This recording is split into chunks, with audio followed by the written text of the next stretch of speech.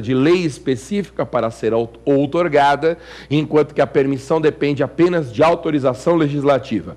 5 diferenças. Relembra rápido comigo?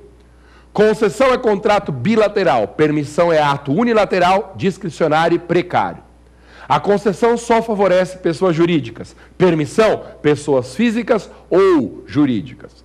Concessão sempre tem prazo determinado, permissão pode ter prazo indeterminado. Concessão depende de concorrência, permissão pressupõe licitação, mas em qualquer modalidade. Concessão depende de lei específica, permissão basta autorização legislativa. Tá vendo? Essas são as perguntas que os nossos telespectadores enviam. Na próxima eu quero responder a sua em prova final, @lfg.com.br. Tem mais ainda. Vamos lá? Pro Maza. Professor Maza, o que é credenciamento? Gente, essa questão começou a cair em provas e concursos, o contrato de credenciamento. Pergunta extremamente difícil. São poucos os autores que tratam dessa figura do credenciamento. Credenciamento é o contrato administrativo que habilita todos os interessados em exercer uma atividade pública. Curiosidade, a característica fundamental do credenciamento é que qualquer pessoa que tiver interesse pode ser credenciada, de modo que não há necessidade de realizar um procedimento seletivo. Não existe competição para se credenciar, porque qualquer um que reunir as condições mínimas pode ser habilitado. Há 2 exemplos importantes. Primeiro é a habilitação de hospitais e clínicas para atendimento pelo SUS. Em princípio, qualquer hospital e qualquer clínica que quiser pode ser credenciada e atender pelo SUS. E o outro exemplo é o credenciamento de médicos para fazer o exame médico para motoristas obterem habilitação para conduzir veículos. Quanto mais credenciados, melhor. Por causa dessa lógica do quanto mais melhor, é que não se realiza procedimento licitatório que anteceda a celebração do contrato de credenciamento. Belíssima pergunta essa, hein? Por isso que eu te falo, a sua participação, a sua interação com o nosso programa aqui é fundamental. Mande a sua pergunta, que nós teremos um grande orgulho de poder responder aqui no próximo programa. Vamos lá, tem mais uma. Na tela para o Maza. Professor Maza, o que é concessão de serviço público precedida de obra? Lembra que eu falei? A concessão de serviço público precedida de obra é um contrato de concessão com uma característica especial. Na concessão precedida de obra, o início do exercício de prestação da atividade, o início se dá após a construção de uma obra a cargo do concessionário. Então, o concessionário, nesse tipo de contrato, não é um simples prestador de serviços. Ele tem que acumular essas tarefas de realizar a construção do empreendimento para depois fazer a prestação.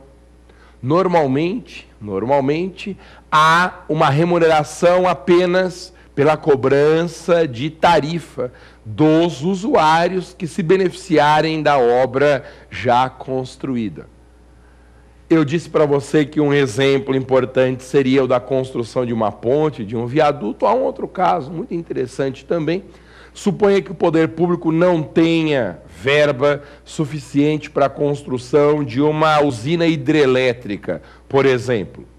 Não tem dinheiro público suficiente para essa construção, eu posso abrir uma concorrência e selecionar um concessionário nesse modelo de concessão precedida de obra. Aí esse investidor privado faz a construção da usina hidrelétrica, a construção corre por conta deste concessionário, e aí o investimento dele é amortizado pela cobrança de tarifas de quem se utilizar daquela energia produzida na hidrelétrica que ele construiu.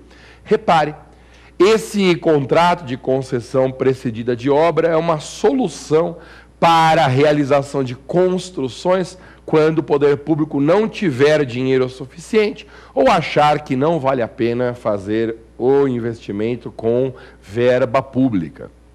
Aliás, essa é uma característica importante de todo o regime de concessão. No regime de concessão, o Estado transfere a responsabilidade para o particular. Por isso que a concessão de serviço público é uma espécie de uma parceria, porque ao invés do Estado fazer tudo sozinho, ele atua com a cooperação de um particular. Nas concessões comuns, essa parceria com o particular consiste na simples prestação do serviço e na concessão precedida de obra, a prestação do serviço antecedida por uma construção. Tem mais duas perguntas ainda. Vamos lá para a quarta questão. Por Maza. Professor Maza, o que é encampação? Encampação. Essa figura da encampação possui dois nomes diferentes no direito brasileiro e os dois já caíram na prova. Encampação ou resgate. Encampação ou resgate é a retomada do serviço após a extinção de uma concessão. Quando o Estado decide dar a prestação de um serviço em concessão, ele faz essa delegação, essa transferência da prestação ao particular. Mas o Estado permanece com a titularidade do serviço. Por isso, quando a concessão se extingue, o serviço público não pode deixar de ser prestado. Por isso que a extinção da concessão produz essa retomada do serviço. O poder público reassume a prestação desse serviço. Diz a lei de concessões que a encampação ou resgate é a retomada do serviço quando o contrato de concessão é extinto por razões de interesse público. Tem que ter autorização legislativa e prévia indenização do concessionário. Por que tem que ter prévia indenização do concessionário? Porque na encampação o concessionário não fez nada de errado. Na encampação não há inadimplemento do contrato, não é uma razão ligada ao concessionário que produz a extinção do vínculo, mas sim uma causa externa ao contrato, uma causa de interesse público.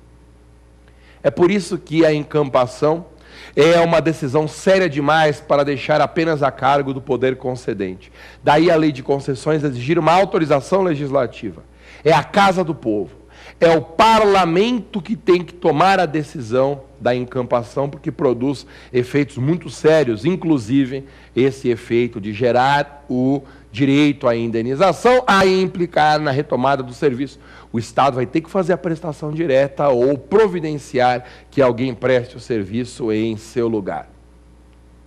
Guardou? Guardou as características da encampação ou do resgate? Lembrou? Retomada do serviço, extinção do contrato por razões de interesse público, autorização legislativa e prévia indenização. Uma dica. Normalmente o que se cobra de encampação em provas e concursos é o motivo da encampação, ou seja, essa razão superveniente de interesse público. Por isso eu criei uma regra para a fixação desse assunto, que eu comento muito com os meus alunos. A regra é uma regra mnemônica. Grave assim, ó, a encampação extingue o contrato por razões de interesse público. A encampação extingue o contrato por razões de interesse público. Aí você guarda. Encampação, o nome com o motivo, interesse público, é uma regra mnemônica. Quem falar uma vez na vida essa frase, nunca mais erra o motivo da encampação. Repita a frase comigo. A encampação extingue o contrato por razões de interesse público. Ô Maza, e na prova cai mesmo o interesse público com E Não seja besta. É claro que